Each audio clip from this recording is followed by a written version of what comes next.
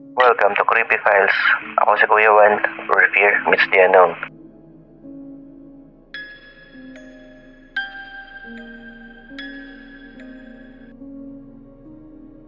Sa lungsod ng Iligan, kilala ang Maria Cristina Falls bilang Twin Falls ng Mindanao. Isang kahangahangang tanawin na nagbibigay kuryente sa malaking bahagi ng Mindanao. Ngunit sa likod ng kagandahan nito, may mga kwento ng mga pagkawala, mga boses sa hangin at mga aninong nagaanyong tao sa tabi ng rumaragasang tubig. Taong 2017, dumating si Rogelio Manlangit, kilala sa tawag na Elio, isang utility worker ng NPC Hydro Plant para sa routine inspection. Alas 5 ng hapon nang matapos ang shift niya. Habang papalubog ang araw, napansin niya ang manipis na usok sa ibabaw ng ilog. Tila hamog na nagmumula mismo sa lagaslas ng tubig.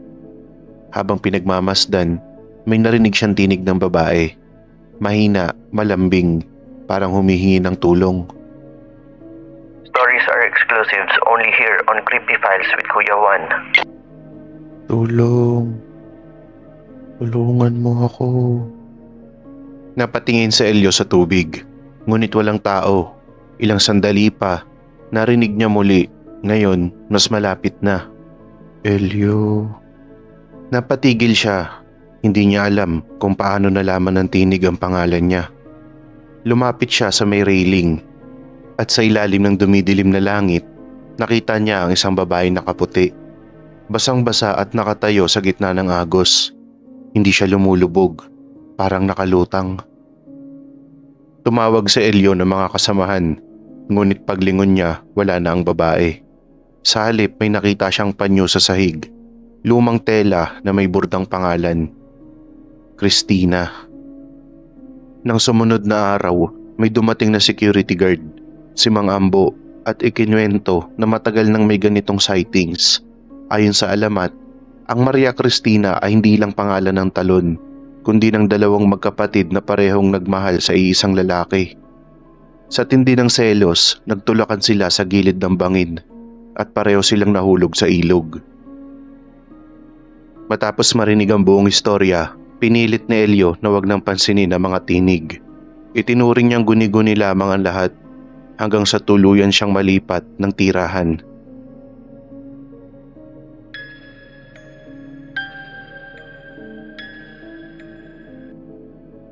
Noong 1999, si Ruth Morales, isang kolehiyala mula UP Baguio, ay lumipat ng dorm malapit sa Our Lady of Atonement Cathedral, mas kilala bilang Baguio Cathedral.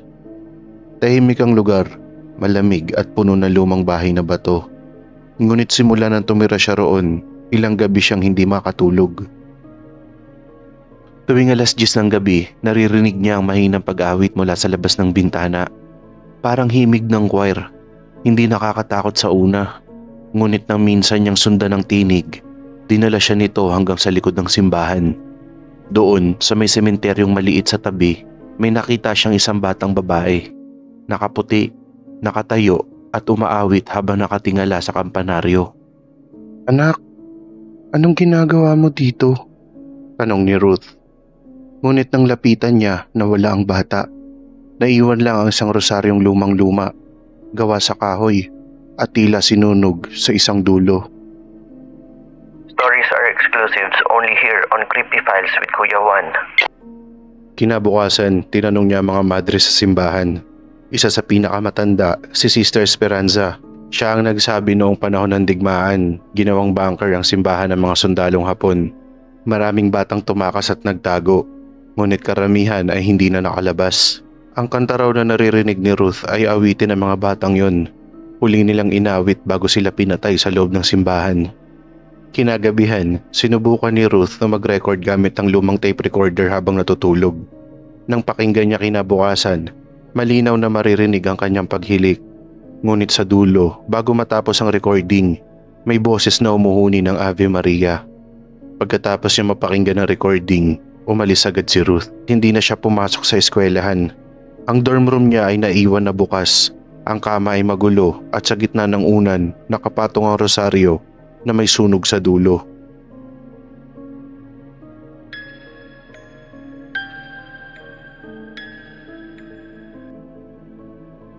Kilala ang Mount Banahaw bilang sagradong bundok.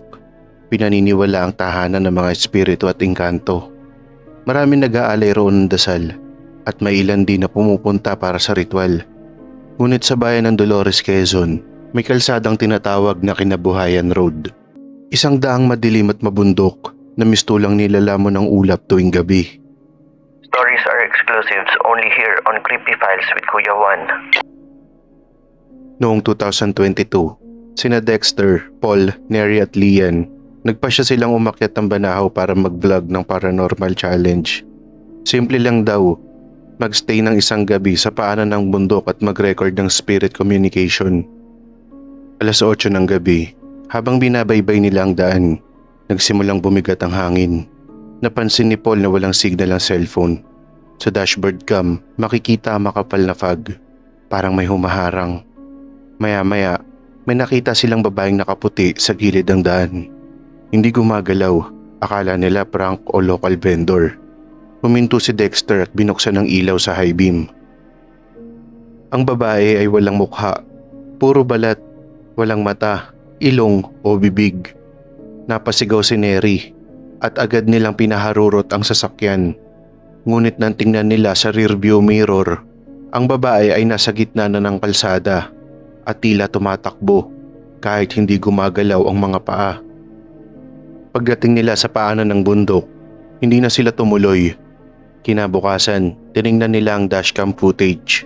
Sa oras na nakita nila ang babae, biglang nag-static ang video. Ngunit sa loob ng 3 segundo, bago mag-blackout, malinaw na lumabas sa screen ang text na parang sinulat ng kamay. Huwag kayong babalik. Pagbalik nila sa Maynila, bawat isa sa kanila ay nakaranas ng bangungot. Pare-pareho raw, isang babaeng walang muka, tumatawag mula sa dilim ng kabundukan. Ako si Kuya Juan, and you've just opened another file from the dark. The next story might be closer than you think. Stay curious.